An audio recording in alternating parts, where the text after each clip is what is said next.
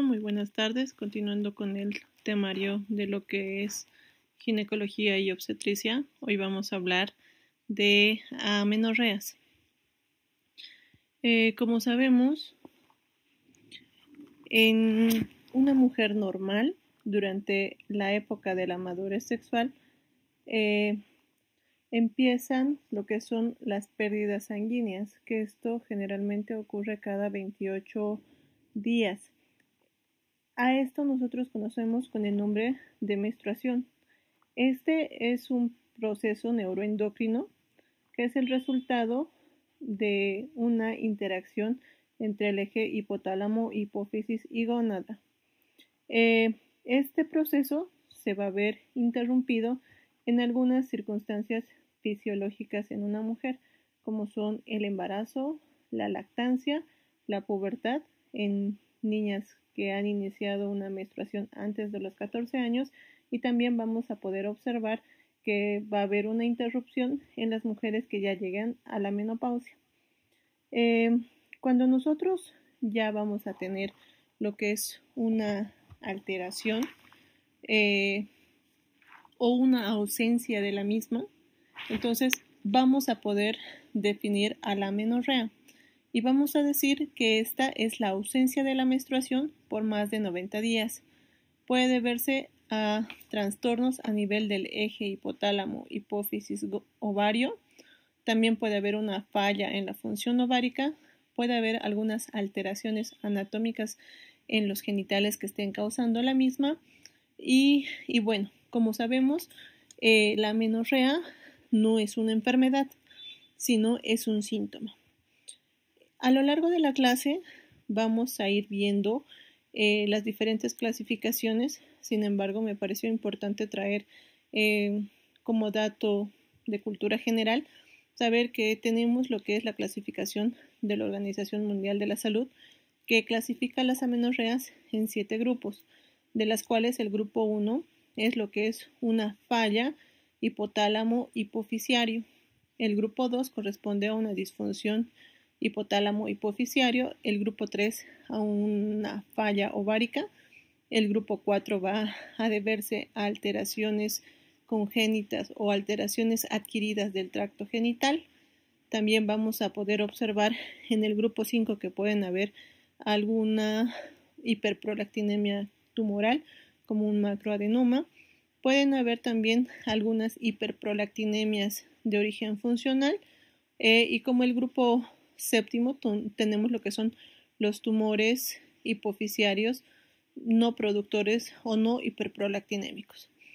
También la Sociedad Española de Ginecología y Obstetricia, la SEGO, en el 2013 hace lo que es una clasificación según la localización, y en esta clasificación podemos observar el porcentaje de presentación de las mismas, y tenemos que las amenorreas periféricas pueden presentarse entre un 5 a un 10%, las amenorreas gonadales en un 40%, las amenorreas hipoficiarias en un 19%, las amenorreas hipotalámicas en un 35% y las amenorreas adrenales o tiroideas en un 1 a un 3%.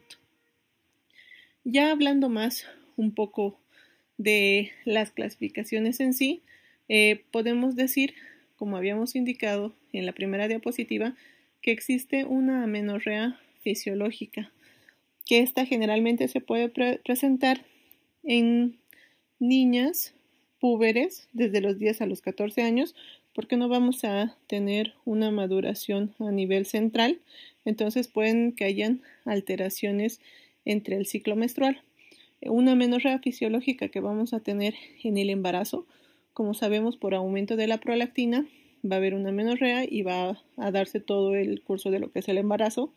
En la lactancia, por el aumento de la misma hormona, de la prolactina, que va a haber una inhibición de lo que es los ciclos menstruales, y también vamos a tener una amenorrea ya cuando la mujer llega al cese de la función ovárica, que esto vamos a presentarnos en lo que es la etapa de la menopausia. Hablando de lo que es las clasificaciones de la amenorrea según el tipo de la lesión donde encontremos pueden ser orgánicas, cuando hay un proceso patológico, una agresión física, ya destruido o ha lesionado un órgano que interviene en el ciclo menstrual, llámese hipotálamo, hipófisis, ovario, o pueden haber algunas alteraciones funcionales, que estas van a alterar la función, ya sea por un agente agresor, de forma transitoria o de forma definitiva. Entonces, vamos a tener lo que es las amenorreas según el momento de la aparición. Y vamos a decir que pueden haber amenorreas primarias y amenorreas secundarias. La amenorrea primaria, que es la ausencia de la menstruación o de la menarca a los 16 años de edad con presencia de caracteres sexuales secundarios, o a los 14 años en mujeres sin caracteres sexuales secundarios. Y vamos a tener lo que es la amenorrea secundaria, que esta es la ausencia de la menstruación por 3 meses, 90 días o más en mujeres que previamente ya habían menstruado. Hablando de lo que es la clasificación de amenorreas, tomando en cuenta la gravedad, vamos a dividirlo en 2 grupos. El primer grado o leve, también conocida con estrógenos circundantes, que esta es una alteración de la falta de la ovulación. Estos vamos a tener ciclos monofásicos que van a conservar la función trópica y somática y el aspecto físico de la mujer. En el segundo grado o el grado grave, también conocido o sin estrógenos circundantes, en este caso va a haber una falla en las 3 ováricas, en las 3 funciones, ya sea generativa, trófica y somática. Puede que encontremos un endometrio escasamente proliferado.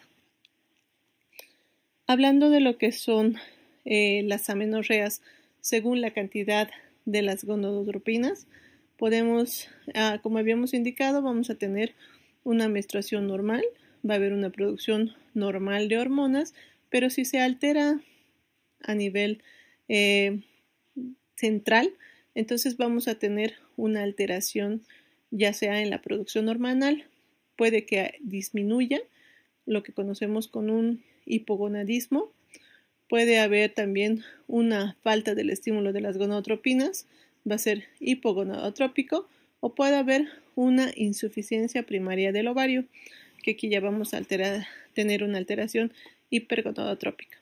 Acá en la tabla de la parte inferior les muestro los 3 tipos hipergonadotrófico, donde vamos a tener una elevación de la LH-FSH. Los estrógenos podemos tenerlos reducidos y va a haber generalmente un defecto a nivel del ovario. Vamos a tener un hipogonadismo hipogonadotrópico, en el cual vamos a tener un perfil hormonal con una LH y FSH disminuidas, los estrógenos van a estar elevados y el defecto primario va a ser a nivel central, ya sea en hipotálamo o en hipófisis. Y podemos encontrar un hipogonadismo eugonotrófico, donde vamos a tener la LH y la FSH normal, los estrógenos van a estar normales y bueno, el defecto puede ser en diferentes partes del eje hipotálamo-hipófisis. Ya hablando lo que es la clasificación según el grado del órgano afectado, vamos a tener que estos pueden ser una amenorrea central, una amenorrea gonadal, una amenorrea genital. Una amenorrea central, que esta puede ser una alteración ya sea a nivel hipotalámica, que va a haber una falla ya sea orgánica o funcional, y aquí tenemos el patrón hormonal que vamos a encontrar. Puede haber una alteración a nivel hipofisiaria, esta de la misma forma puede ser orgánica y funcional, y podemos tener una alteración a nivel de lo que es la prolactina, una hiperprolactinemia, que esta, al haber el aumento de la prolactina, va a bloquear el eje hipotálamo-hipófisis, va a ser un feedback negativo, y de esta forma vamos a tener como resultado la amenorrea. Ya en lo que son las amenorreas gonadales, vamos a tener un falla ovárico con un perfil hormonal de una FSH, una LH elevada y un estradiol bajo. Este generalmente es el más frecuente de las amenorreas que podemos encontrar.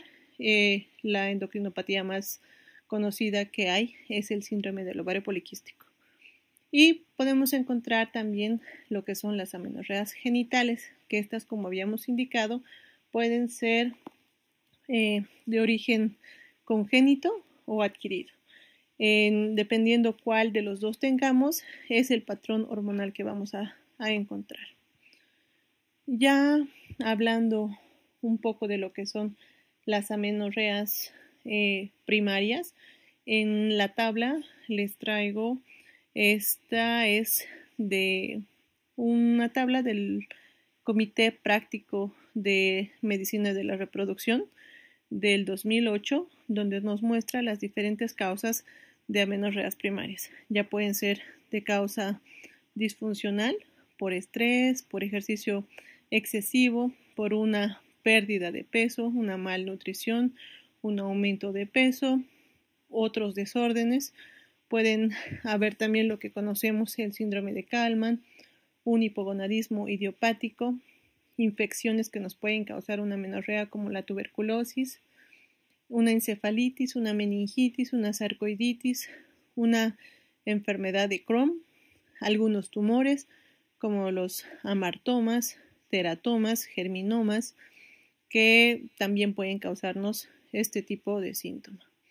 Otras alteraciones endocrinológicas pueden ser una hiperplasia adrenal, un síndrome de Cushing, una enfermedad tiroidea, ya sea un hipotiroidismo o un hipertiroidismo, algunos tumores de ovario. Podemos encontrar también necrosis como lo que es el síndrome de Sheehan, un panhipopituitarismo, una sarcoidosis y bueno, como podemos observar, hay algunas causas multifactoriales, que es lo que conocemos el síndrome del ovario poliquístico. Ya hablando de lo que son las amenorreas hipotalámicas, vamos a decir que estas se diagnostican por exclusión de las lesiones hipofisiarias, representa la categoría más común de las amenorreas hipogonadotrópicas, que pueden presentarse en situaciones de estrés, alteraciones bruscas del peso y también, como habíamos mostrado en la diapositiva anterior, las amenorreas hipotalámicas pueden ser de origen orgánico y de origen funcional. Las causas de origen orgánico van a ser cualquier lesión que afecte a nivel del núcleo arcuato. Entonces, cualquier alteración que nosotros tengamos nos va a alterar lo que son las vías aferentes hacia la hipófisis, que esta va a alterar lo que es la secreción de la hormona gonadotropina coriónica, que es la GnRH, y va a dar lugar a un hipogonadismo hipogonadotrópico. Entre las patologías más frecuentes vamos a hablar de lo que es el síndrome de Kallmann. Este se caracteriza por un déficit congénito de la GnRH. Como habíamos indicado, va a haber una alteración a nivel de lo que son las vías aferentes hacia la hipófisis y se va a producir un hipogonadismo. Puede alterar las vías olfatorias y en este síndrome lo que nosotros vamos a encontrar es una distrofia olfatogenital. Generalmente este síndrome está ligado al cromosoma X, se transmite de forma recesiva. El síntoma principal es la amenorrea primaria. Puede haber o estar escaso lo que es el desarrollo mamario. Los ovarios, úteros y genitales externos van a ser hipoplásicos. La anosmia es un síntoma inconstante e incluso puede no existir. Vamos a tener también que la frecuencia es de 1 en 50,000 de los pacientes. El diagnóstico diferencial debe realizarse con lesiones orgánicas del hipotálamo, del tipo de los tumores, los craneofaringiomas. Y durante la adolescencia, en este tipo de pacientes, lo ideal es administrar los estrógenos a dosis sustitutivas para que nosotros podamos lograr el desarrollo de los caracteres sexuales secundarios. Las pacientes que tienen síndrome de Kallmann y que han recibido lo que es la medicación con estrógenos pueden buscar descendencia.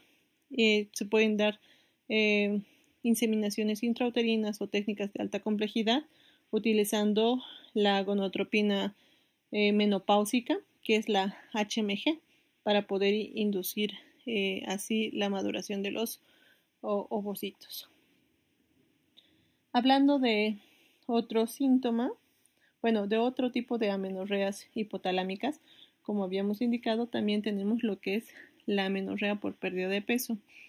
Esto generalmente sabemos que necesitamos un adecuado porcentaje de grasa corporal para poder tener una función menstrual normal. Lo que la literatura indica es que se requiere un índice de masa corporal entre 17 a 22 para que los ciclos sean regulares. Como sabemos, la disminución de peso se va a relacionar con lo que es un retraso puberal, la menarca tardía y por consiguiente la amenorrea. Este se produce por una disminución del ritmo metabólico y va a modificar tanto lo que son los pulsos de la GnRH, de la LH como la FSH, que estas van a encontrarse disminuidas. Nosotros podemos tratar este tipo de pacientes corrigiendo la ganancia ponderal y así vamos a poder lograr que las amenorreas sean regulares y cíclicas. En cuanto a las amenorreas hipotalámicas, también tenemos lo que es la amenorrea por ejercicio excesivo.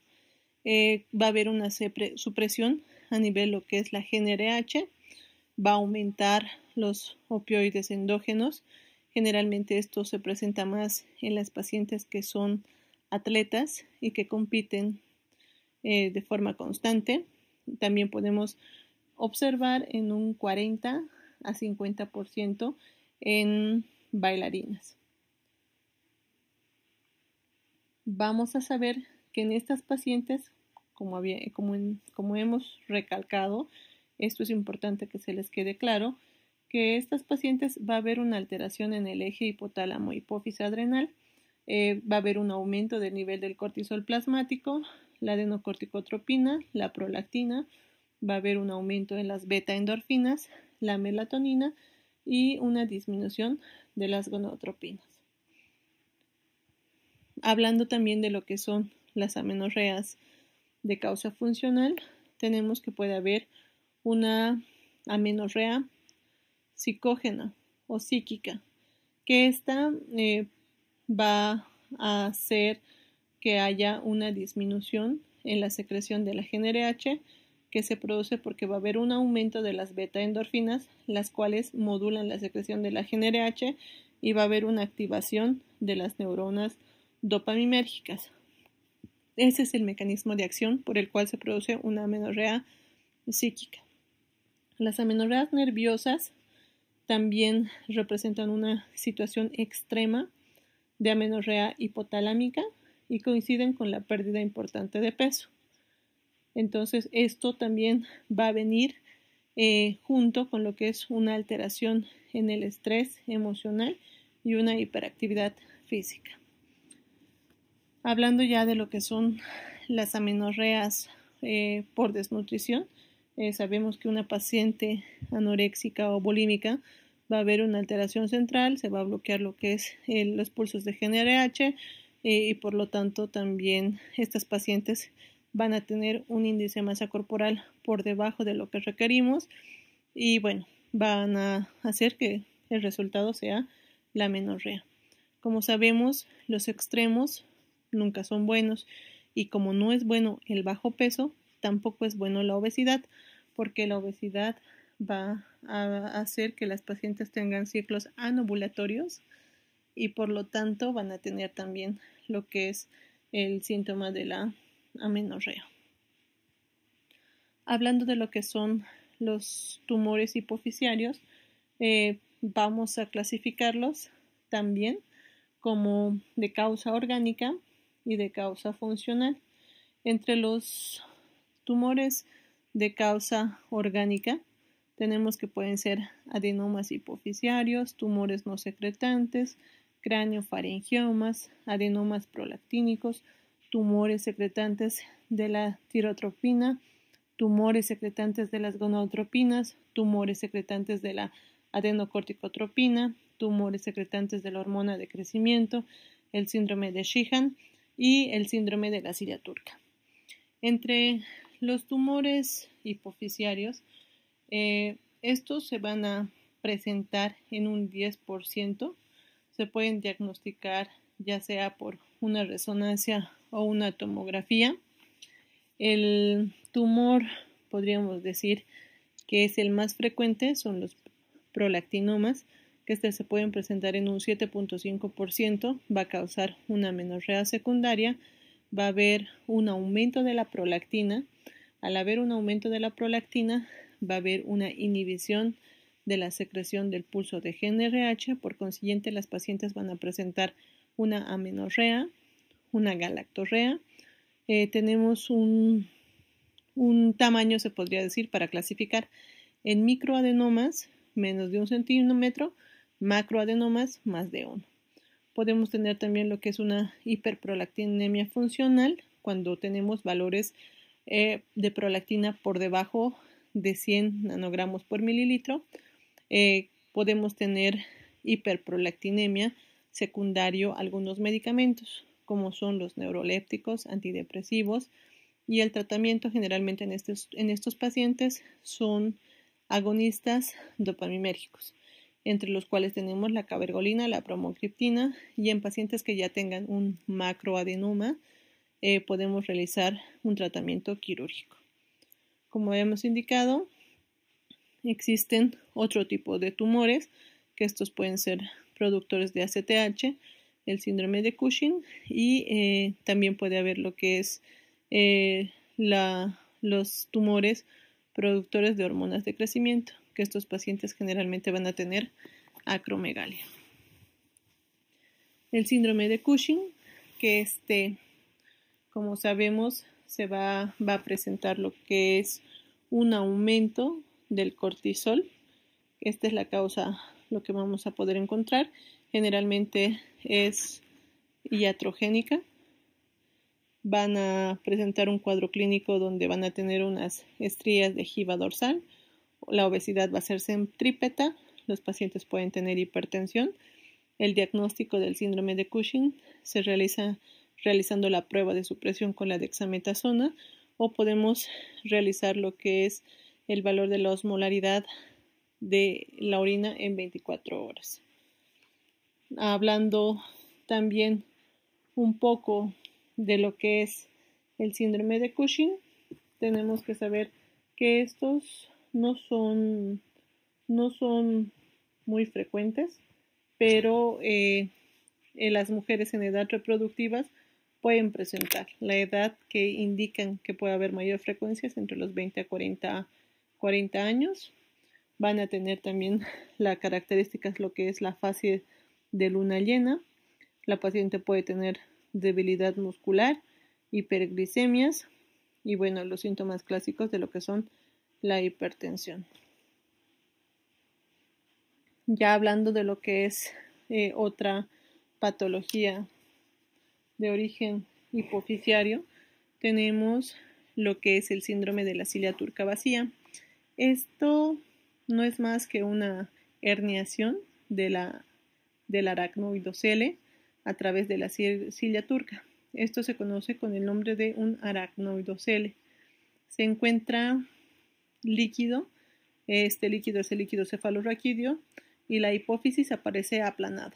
Entonces, cuando hay la presencia de un cuerpo extraño, esto va a hacer que haya una compresión, por lo tanto va a haber una alteración en lo que es la secreción pulsátil de la GnRH, va a haber una disminución de la producción de las hormonas, va a haber amenorrea y pueden tener síntomas de amenorrea e hipertensión endocraniana. El síndrome de Sheehan, que va a ser secundario a una necrosis hipoficiaria, generalmente se produce posparto o durante el alumbramiento específicamente. Como sabemos, la hipófisis durante el embarazo aumenta casi el doble de su tamaño. Esto se debe a una hiperplasia y a una hipertrofia del lactotrofo. Entonces, si nosotros tenemos una paciente que estamos atendiendo el parto, va a presentar una hemorragia profusa, masiva, va a tener síntomas de hipotensión, va a entrar en shock, va a haber una disminución brusca del flujo sanguíneo en el sistema porta. Esto va a condicionar lo que es una isquemia y posterior la necrosis de la hipófisis. Generalmente se produce, como habíamos indicado, por una atonía uterina o por una retención placentaria. Nos va a dar el infarto y la necrosis. Algunas partes de la presentación hago mucho hincapié porque, bueno, sabemos que es necesario que ustedes tengan claro qué es lo importante que debemos saber.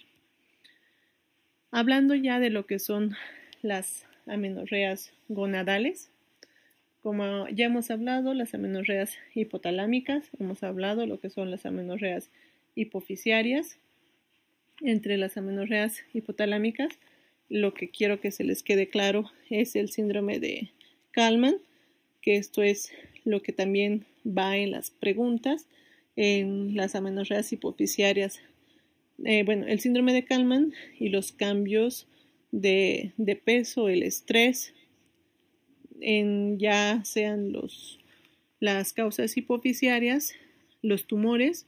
Entre los tumores, lo que ustedes deben quedarse claro y tener una idea exacta es de lo que son los micro y macroadenomas, saber cuál es el más frecuente, saber el síndrome de Sheehan, qué es lo que se presenta, y también tenemos que hablar lo que es un poco de las hiperprolactinemias.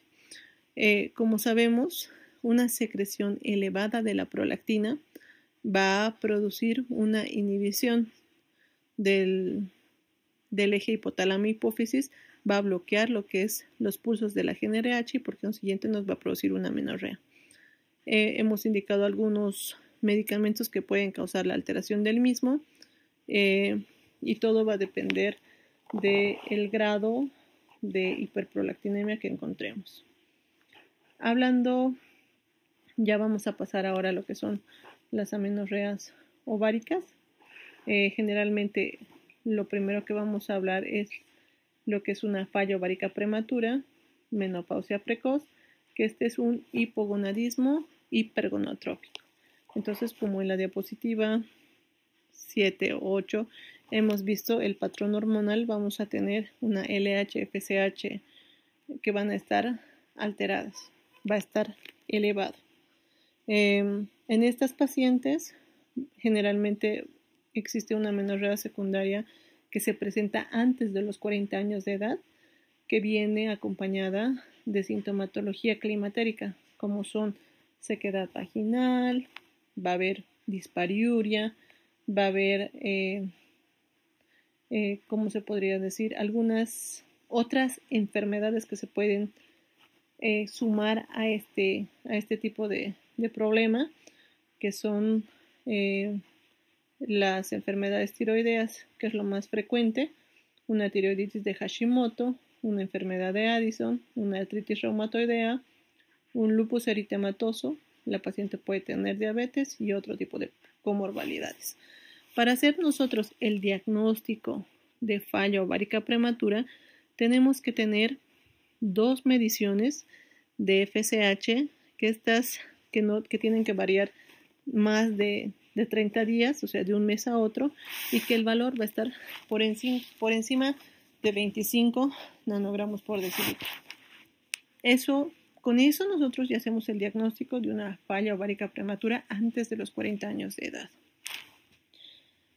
Hablando también de lo que es otra patología a nivel de lo que son las amenorreas hipotalámicas, tenemos lo que es la amenorrea con un solo folículo o el síndrome de Savage, que se debe a una resistencia ovárica a las gonadotropinas. Los folículos primordiales son inmaduros, va a haber la ausencia del estradiol. Los pacientes pueden tener una talla normal, pero va a haber un infantilismo sexual. El tratamiento generalmente es con anticonceptivos para que nosotros podamos tener por lo menos ciclos menstruales, que estos van a ser anovulatorios. Entre la falla ovárica prematura, como habíamos indicado, generalmente están asociadas a otro tipo de patologías, enfermedades tiroideas. Entonces es importante que nosotros pidamos, al hacer el diagnóstico, el laboratorio, ya sea tanto para tiroides, enfermedad de diabetes, una tiroiditis de Hashimoto. Tenemos que pedir un perfil metabólico para descartar un síndrome metabólico que en este tipo de pacientes podemos tener. Generalmente van a empezar con ciclos de oligomenorrea, posteriormente va a ser una menorrea transitoria y después definitiva. Aquí les traigo una diapositiva en la cual podemos encontrar las causas de amenorrea no iatrogénicas. Entre estas, lo que podemos tener es esta es una tabla donde nos muestra la falla ovárica de causa genética. Entre la causa genética, ahora lo que vamos a empezar a hablar, y también es muy importante que ustedes se aprendan, el síndrome de Turner. El síndrome de Turner es una deficiencia de una deficiencia de la formación de los ovarios, que estos van a estar reemplazados por cintillas fibrosas en los pacientes y van a presentar, o sea, en vez de tener un tamaño normal, van a ser como cintillas. Estas pacientes generalmente van a presentar una baja estatura, va a haber una falta del desarrollo puberal, un infantilismo sexual, va a haber una amenorrea primaria, va a estar acompañada de otras alteraciones como un cubitus valgo, cuello corto, malformaciones cardiovasculares, entre la cual la más frecuente y la peligrosa es la coartación de la aorta, un pterygium coli, y también pueden estar asociadas a alteraciones renales, como es un riñón en herradura o una agenesia renal. En el síndrome de Turner, en la siguiente diapositiva les voy a mostrar, existe una alteración cromosómica. Estas pacientes van a tener 45X0. Este es el mosaico más frecuente, que se conoce como una disgenesia pura, pero pueden haber otras mutaciones, ¿de acuerdo? Entonces es importante que esto tengamos muy en cuenta. Otra causa de una falla ovárica de causa genética es la premutación del gen FMR1, que también nos va a causar amenorrea, una falla ovárica prematura, y una falla ovárica prematura también va a estar causada por una alteración en lo que es el FOXL2, que este tipo de pacientes va a presentar alteraciones oftálmicas. Otras alteraciones son las metabólicas, que puede haber una alteración en la conversión de la 17-hidroxilasa a 17-20 liasa. Pueden haber de forma infecciosa un VIH, una tuberculosis, una malaria, Shigella. También otras toxinas ambientales como el tabaco y el consumo, también algunos artículos mencionan del café, y enfermedades autoinmunes, que como vemos son bastantes y algunas ya las hemos nombrado: un hipotiroidismo, la diabetes, la enfermedad de Addison, una artritis, una enfermedad de Crohn, un síndrome de Sjögren. Entonces, acá, como habíamos hablado, lo que quiero que se les quede claro, y vamos a profundizar y vamos a hacer hincapié hasta que un poco podamos ver qué es lo importante de las amenorreas que nosotros debemos saber, y también hagamos mayor hincapié para poder aprendernos para el examen, es el síndrome de Turner, que como les había dicho, tiene la disgenesia gonadal pura, que es el 45X0, y que van a haber mosaicismos.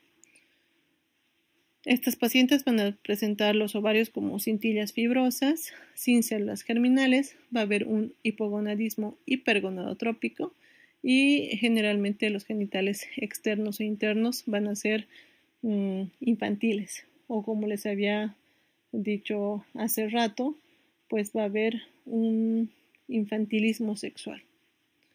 El síndrome de Turner, aquí ya podemos observar. Les insisto, quiero que aprendan muy bien el síndrome de Turner, el síndrome de Kallmann, que es lo que más frecuente puede ser pregunta de examen. También el síndrome de Sawyer, que esta es una disgenesia gonadal pura. Los pacientes van a tener un cariotipo de 46XY. La alteración se expresa, la alteración en el cromosoma Y no se expresa.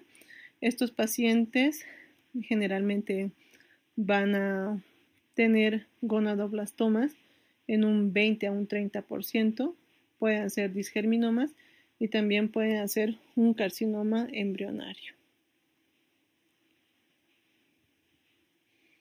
Este es el fenotipo que podemos encontrar en una paciente que tiene un síndrome de Turner. Como habíamos indicado, generalmente van a ser estatura baja, cuello corto, van a tener cúbitos valgo, malformaciones cardíacas. Recordarles y hacer hincapié en que la malformación cardiovascular más frecuente en este tipo de pacientes es la cortación de la aorta. Y bueno, como podemos ver, el 10% de todas las pacientes que tienen síndrome de Turner pueden presentar menarca. La frecuencia se puede presentar 1 en cada 2.500 nacidos vivos.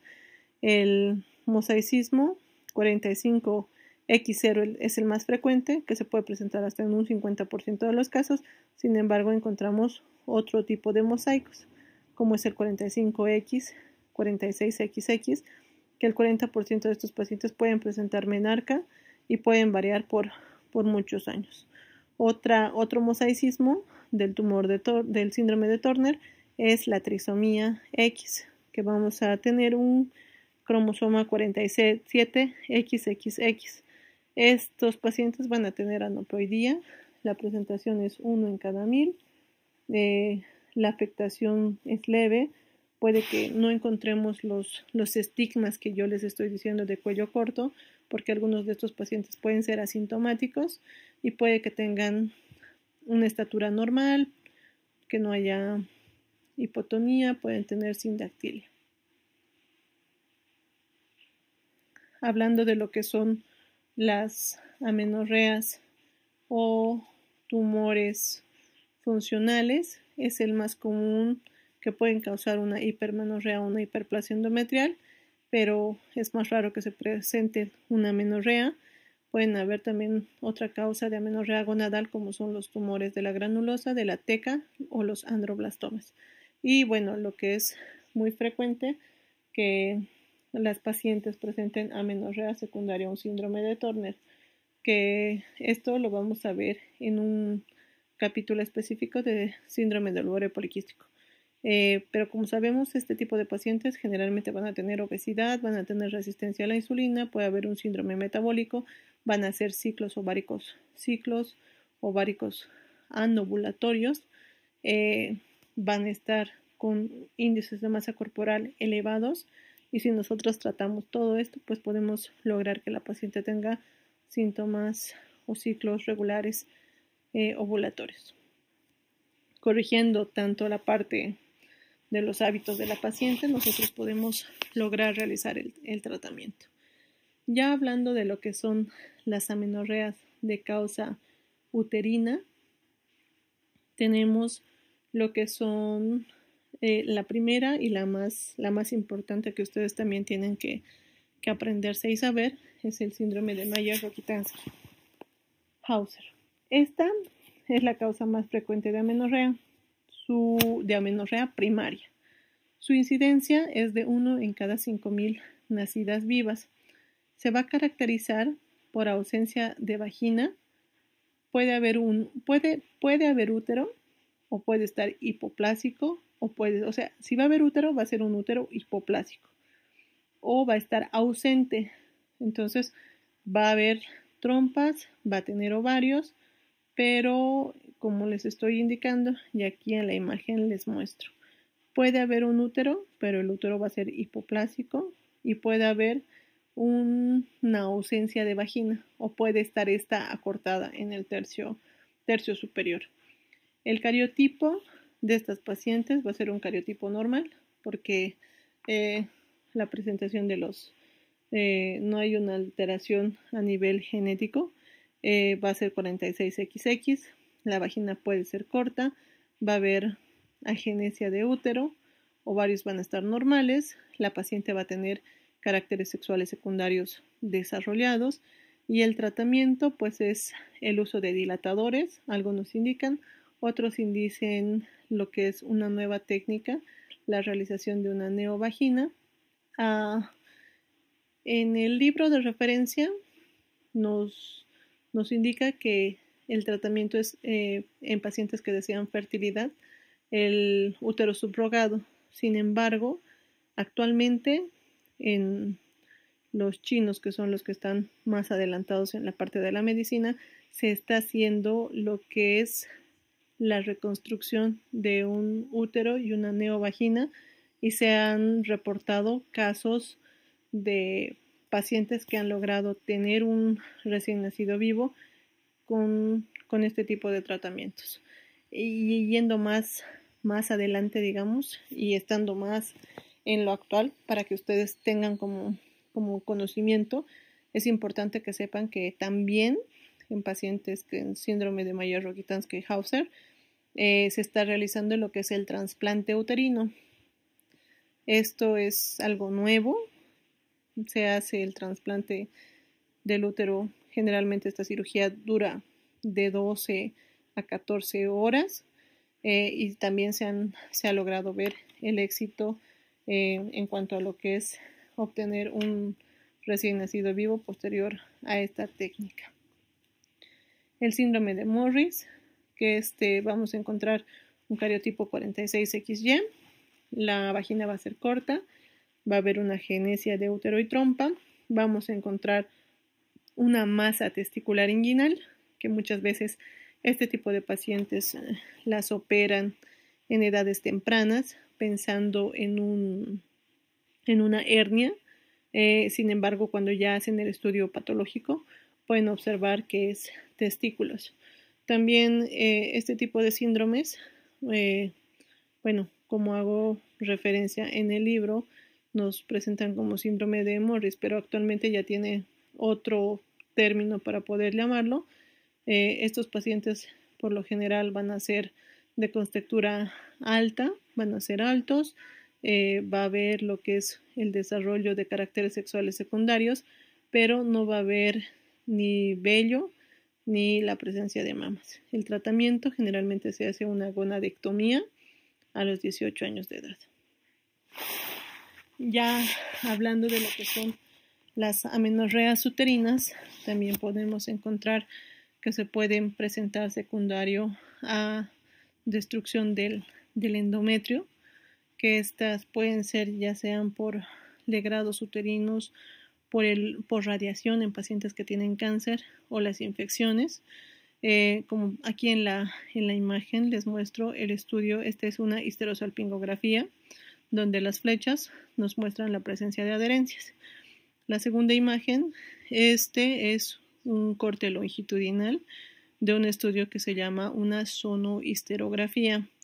Este es un ultrasonido con la aplicación de la solución fisiológica donde vamos a poder encontrar la presencia de las adherencias que van de pared a pared. Y también podemos observar en la parte derecha, estas son dos imágenes que nos muestran,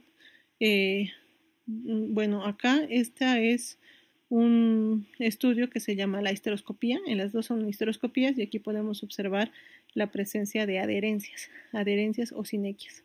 Las sinequias tenemos las laxas y las complejas. Las laxas que al hacer el estudio con la insuflación de la solución fisiológica podemos llevarnos a la adherencia y no va a haber ningún problema. Pero como ven, en esta parte podemos encontrar un tipo de adherencias más fibrosas, gruesas, que necesitan tratamiento quirúrgico. Y bueno, el síndrome de Asherman, que nosotros podemos encontrar totalmente una cavidad uterina pegada. Aquí se ven la presencia de más adherencias. Va a haber una fibrosis. También tenemos una patología que podemos encontrar, una fibrosis de la cavidad uterina, unas sinequias que no sean secundarias a un síndrome de a un legrado uterino, que este es el síndrome de Netter, que va a presentar, como les dije, una cavidad uterina fibrosada, puede ser secundario por una tuberculosis. El diagnóstico, como les había mostrado, es un ultrasonido, una sonohisterografía, una histerosalpingografía, una histeroscopía. El tratamiento de elección es la resección de las adherencias por histeroscopía. Hay algunos estudios que indican que podemos hacer un tratamiento profiláctico con el uso de un dispositivo intrauterino, ya sea de cobre, otros indican de Mirena, que este es el liberador de levonorgestrel. También indican algunos estudios que podemos realizar la colocación de una sonda vaginal pediátrica de 7 a 10 días. Podemos dar a las pacientes el uso de estrógenos, altas dosis o 4 a 8 milímetros por día, dependiendo del tiempo que nosotros querramos. Sin embargo, en la literatura actual, ninguno de estos muestra evidencia para disminuir la producción o la recurrencia de los mismos.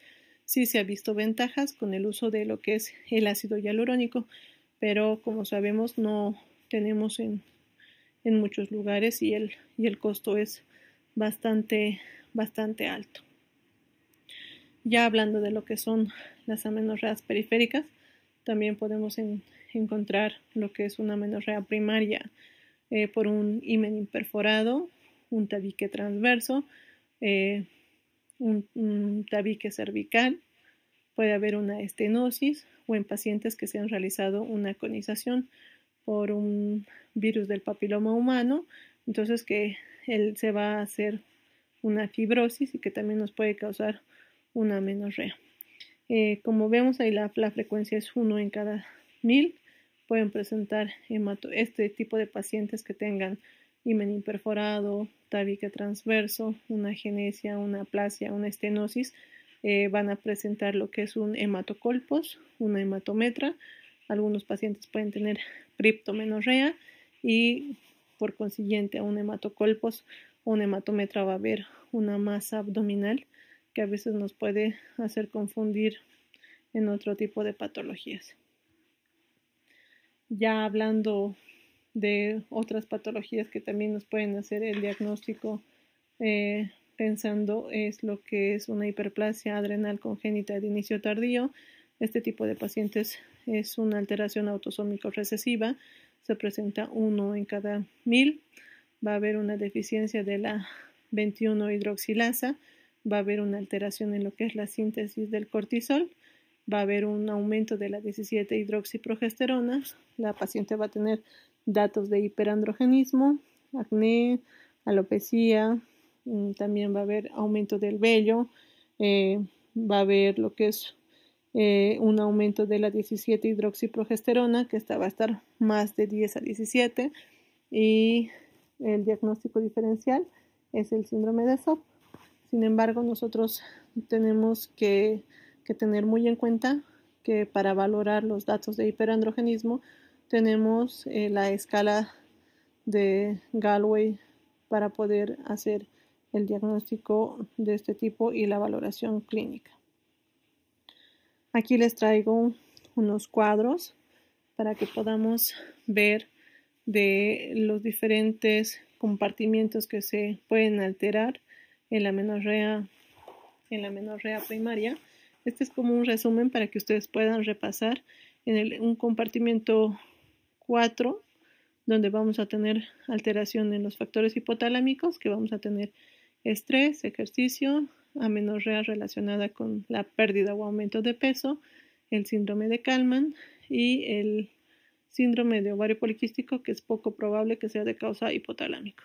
Del compartimiento 3 va a haber una alteración a nivel de lo que es la hipófisis anterior, van a ser secundarios adenomas hipofisiarios, va a haber una hiperprolactinemia que esta puede ser inducida por drogas, puede haber un hipotiroidismo o el síndrome de la cilia turca vacía.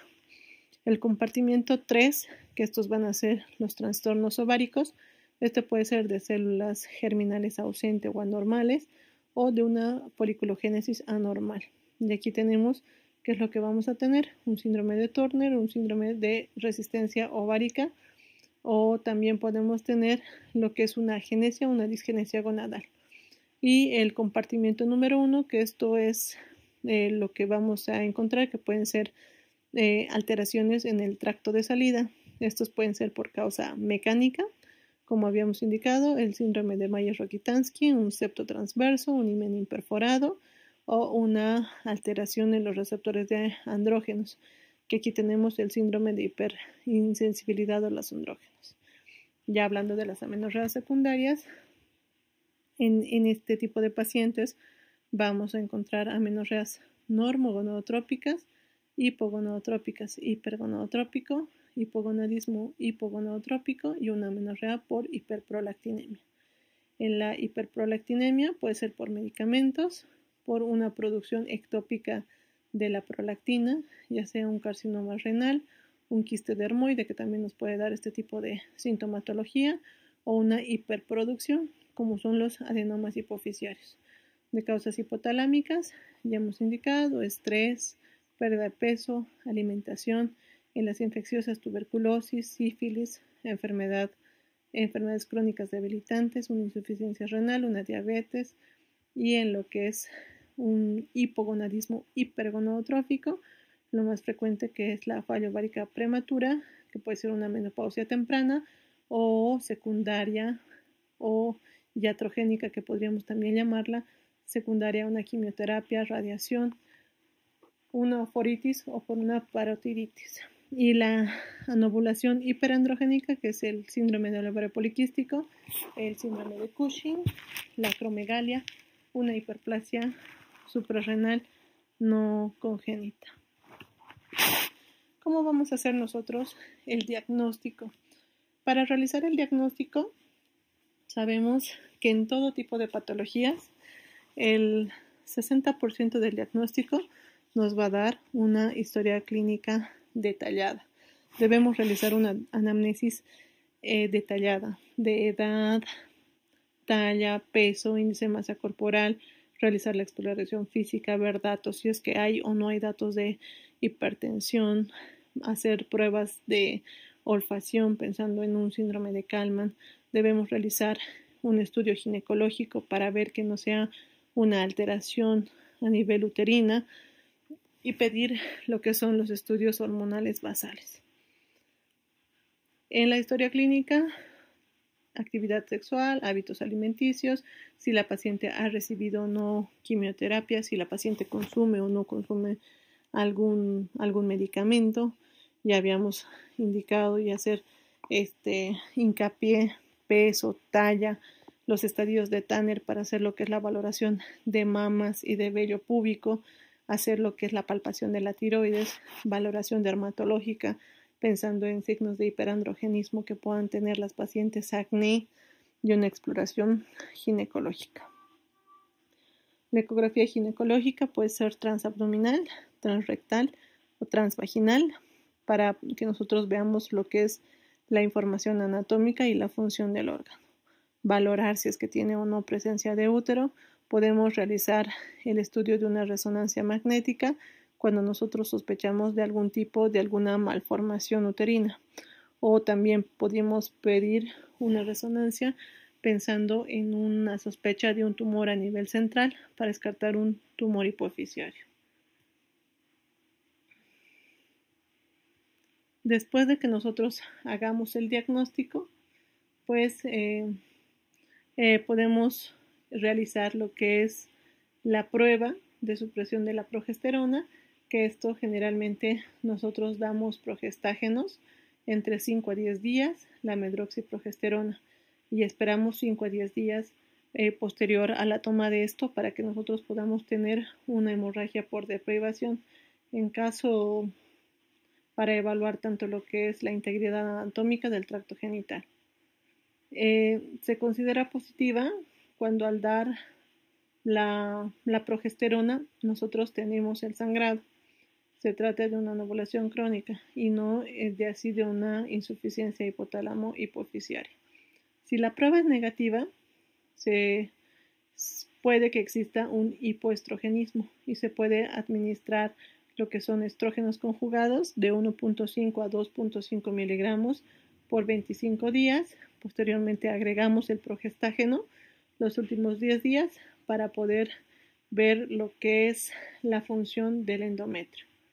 Si la prueba es positiva, entonces puede deberse a una alteración del eje hipotálamo-hipófisis o alguna alteración endocrinológica.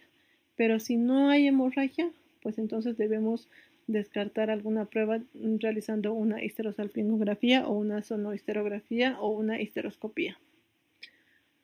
Los laboratorios que vamos a pedir es la FSH, LH, prolactina, estradiol, la TSH para poder orientar el diagnóstico. Esto es lo que le decía de la toma de la progesterona. Vamos a dar medroxiprogesterona, tiene un grado de recomendación C. En caso de que con esta prueba nosotros tengamos una menstruación, pues entonces vamos a saber que es una alteración a nivel de la función de la gónada. Pero si no, pues entonces pasamos a la prueba de estrógenos y progesterona, damos por 21 días y posteriormente damos lo que es la progesterona para poder tener el sangrado. Para que nosotros podamos realizar una evaluación, pues ¿qué es lo que hacemos? Si es una paciente que tiene una menorrea primaria, vamos a realizar una historia clínica, el examen físico completo, vamos a ver si la paciente tiene caracteres sexuales secundarios. Si no tiene, pues entonces vamos a realizar una medición de la FSH y la LH. Si la FSH y la LH son menos de 5 unidades por litro, entonces tenemos que la paciente tiene un hipogonadismo hipogonadotrópico. Si la paciente tiene una FSH mayor a 2 y una LH mayor a 40, entonces tenemos un hipogonadismo hipergonadotrópico. Debemos realizar un cariotipo. Si el cariotipo es 46XX, pues tenemos una falla ovárica prematura o una menopausia precoz. Y si tenemos un cariotipo 45X0, pues tenemos el diagnóstico de un síndrome de Turner. Si la paciente tiene caracteres sexuales secundarios, pues entonces nosotros vamos a realizar un ultrasonido para ver la alteración anatómica. Si tenemos un útero ausente o anormal o hipoplásico, pues vamos a pedir un cariotipo. Si tenemos un cariotipo XY, pues tenemos que la paciente tiene síndrome de insensibilidad a los andrógenos. Si la paciente tiene un cariotipo XX, pues entonces tenemos una agenesia mulleriana, que puede ser un síndrome de Mayer-Rokitansky. Si la paciente al realizar el ultrasonido tiene útero, está presente o normal, entonces vamos a realizar una evaluación de la menorrea secundaria. Si la paciente tiene un himen imperforado o un septo y presenta el útero, pues tenemos que también poder realizar ese diagnóstico. Ya para nosotros realizar el diagnóstico en una amenorrea secundaria, pues lo que vamos a hacer es ver a la paciente, pedir una prueba de embarazo. Si esta es negativa, pues vamos a pedir los niveles de TSH para descartar cualquier patología tiroidea. Vamos a pedir el valor de la prolactina para descartar una hiperprolactinemia. Si los valores de TSH y de prolactina son anormales, entonces se trata de una enfermedad tiroidea. Si ambos son normales, pues se puede hacer lo que es la prueba de supresión de la progesterona para ver si es que hay sangrado por supresión. Entonces se trata de un hipogonadismo normogonadotrópico. Si la paciente al hacer la prueba no tiene sangrado, se pasa a la segunda prueba, que es la prueba de estrógenos y progesterona. Si la paciente presenta sangrado, Hay que valorar los niveles de FSH-LH. Si son más de 20 y 40, se trata de un hipogonadismo hipogonadotrópico. Si la FSH y la LH son menos de 5, debemos realizar una resonancia para descartar algún tumor hipofisiario. Si la resonancia es normal, se trata de un hipogonadismo hipogonadotrópico. Si nosotros encontramos niveles normales de TSH y prolactina anormal, si la prolactina está menos de 100, pues podemos considerar una hiperprolactinemia funcional y debemos descartar otras causas. Si la prolactina se encuentra más de 100, podemos pensar en un macroadenoma, debemos realizar una resonancia magnética, medir la prolactina. Si la resonancia es negativa, pues debemos realizar otro tipo de estudios. Ya para que nosotros realicemos el diagnóstico, debemos de saber que la paciente que tiene una amenorrea pues puede tener algún riesgo de presentar complicaciones. ¿Cuáles son las complicaciones que una paciente puede presentar? Si pensamos que esta paciente puede tener el diagnóstico de una falla ovárica prematura, pues puede tener una osteoporosis. Podemos solicitar lo que es una densitometría, podemos solicitar lo que es la valoración de enfermedad cardiovascular, que también esta se puede ver incrementada por una deficiencia de los estrógenos y pueden presentar mayor riesgo de enfermedades cardiovasculares y pues el 10 a 20% de todas las pacientes que tienen amenorrea pueden tener algún grado de infertilidad. El objetivo del tratamiento hormonal es, dependiendo si la amenorrea es primaria o secundaria, si la amenorrea es primaria es que nosotros logremos poder realizar un desarrollo de los caracteres sexuales secundarios. Entonces, de esta forma nosotros vamos a inducir la pubertad, vamos a aumentar el desarrollo normal de la paciente, vamos a lograr un nivel adecuado de una maduración ósea, vamos a mantener una densidad ósea dentro de parámetros normales, vamos a inducir o iniciar una menstruación, vamos a mantener un crecimiento normal de las células cerebrales y por lo tanto todo esto nos va a llevar a un bienestar psicosocial de la paciente. En niñas que tienen 10 años, nosotros podemos realizar dosis bajas de terapia de reemplazo de 0.05 a 0.7 miliunidades por kilogramo de peso. Esto con el objetivo de que nosotros podamos imitar un nivel de estradiol normal durante el desarrollo gonadal para poder obtener desarrollo de caracteres sexuales secundarios adecuados. Ya como habíamos indicado, aquí les traigo en la parte superior una gráfica donde vamos a ver lo que es la flecha para poder realizar la dosificación para que podamos lograr obtener un desarrollo de caracteres sexuales secundarios y posteriormente durante la vida adulta o la vida sexual la paciente pueda también tener una vida sexual placentera, evitar los síntomas de la menopausia, de la menopausia o de una osteoporosis y bueno, esas son las dosis que podemos iniciar a los 15 años, 2 a 4 miligramos. Posteriormente podemos subir de 20 a 40 microunidades y damos después dosis de 1.5 a 2.5. Estos son los medicamentos que podemos dar. Podemos dar 17 beta estradiol vía oral, dosis inicial 0.5, vamos incrementando cada 6 meses. También hay lo que es la vía transdérmica, los parches de estradiol, que se conoce con el nombre comercial de Ebra. La dosis inicial es de 6.25 microgramos por día y estos se van a incrementar cada 6 meses. El etinilestradiol a dosis inicial 2 microgramos por día e incrementar cada 5 meses a 5, 10 y 20. También podemos dar lo que es estrógenos equinos conjugados, las dosis iniciales, ahí tenemos, y la medroxiprogesterona o la progesterona micronizada para hacer lo que es poder evitar una hiperplasia endometrial y poder hacer que la paciente menstrue. Si nosotros realizamos este tipo de tratamiento, vamos a lograr un sangrado menstrual a los 2 años si iniciamos la terapia en niñas adolescentes, ¿no? Y bueno, prácticamente eso es todo lo que les quería indicar del tema. Sé que es un poco amplio, sin embargo, es muy importante ya que un 3 a 4% de las pacientes pueden tener una amenorrea.